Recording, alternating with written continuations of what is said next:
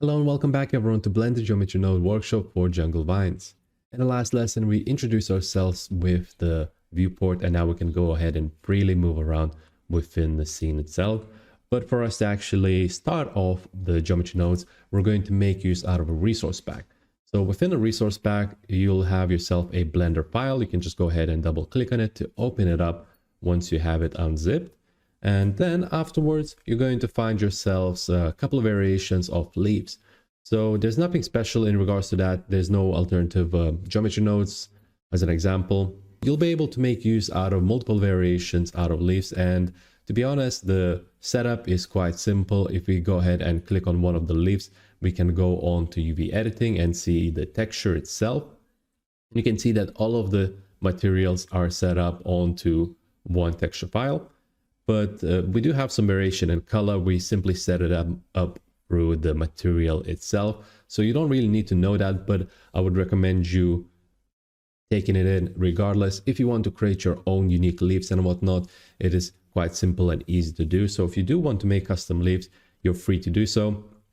First things first, what you need to know is that you need to make sure that this little dot over here, where you see on the geometry plane itself, you can see that it's set up at the very end of the stem. It is important that we do that because otherwise the leaves are going to be placed randomly and they're not going to be attached onto the vine, onto the stem itself, onto the main root that is. So that's something important to know. It's quite easy to do to set that up. If you go on to edit mode, I will actually go on to modeling mode on the modeling tab itself. If you go on to the edit mode, so we can go on to upper left hand corner, click object mode and select edit mode, which alternatively we can make use out of tab to switch them up. And then once you have the plane selected, I'm going to click A to make sure that everything is selected. I can click G and slightly offset this point. So you can see over here, I'm just going to reposition it like so. So that's one thing. The other thing is that we have multiple variations in scale. As you can see, although that's not really important, we are going to be setting up a random scale variation within our geometry node itself. I do recommend you having a slight bit of a change in regards to scale itself, as it makes it more natural look towards the overall setup. Now, as for the color itself, we can go ahead and check that out. We can go on to shading. Each one of the leaves have a different material. If we go into material tab over here, we can see that this one has wine leaf material, this one has wine leaf material 001, and so forth. And it just has a slight color ramp to offset the color a little bit on each and every single one of them, just like so. And that's pretty much it in regards to the setup. We have some variation because of that. And as for the shape itself, we also slightly tweak them up a little bit as well.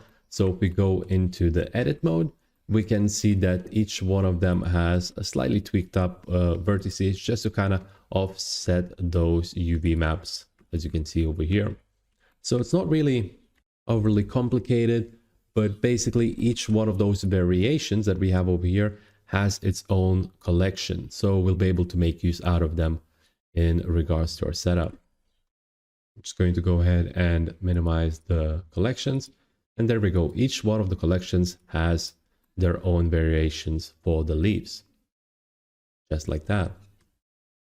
This is important because the collections will be used for the variation for the variables of the leaves. We can have more variation of the leaves, but honestly, having between 2 and 4 is more than enough, especially for organic foliage that's going to be like in the scene and whatnot, as they're going to be scattered around within an object.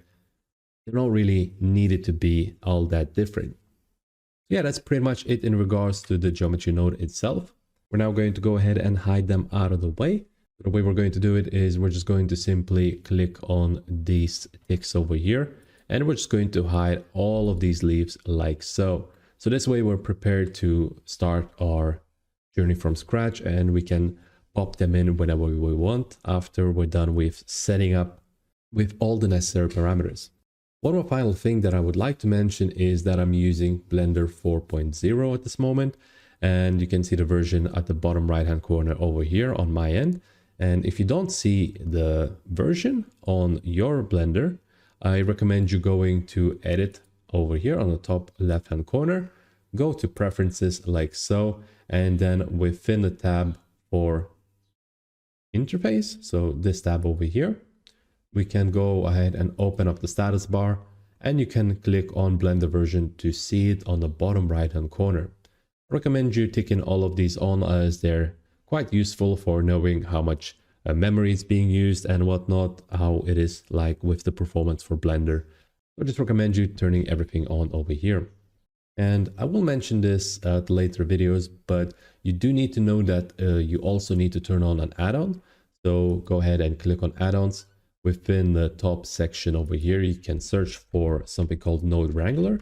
It is quite important to make use out of Node Wrangler, as otherwise the whole building for Geometry Node, the whole setup is going to be so much slower, and you'll need a lot more effort to kind of organize everything. The Node Wrangler just simply helps simplify the process. You'll see me using the shortcuts and whatnot throughout the videos. So just make sure to have Node Wrangler turned on, as it is a great help to get all of the nodes to just be more streamlined when you're doing your own workflow. So yeah, that's pretty much it for this lesson. Thank you so much for watching, and I will be seeing you in a bit.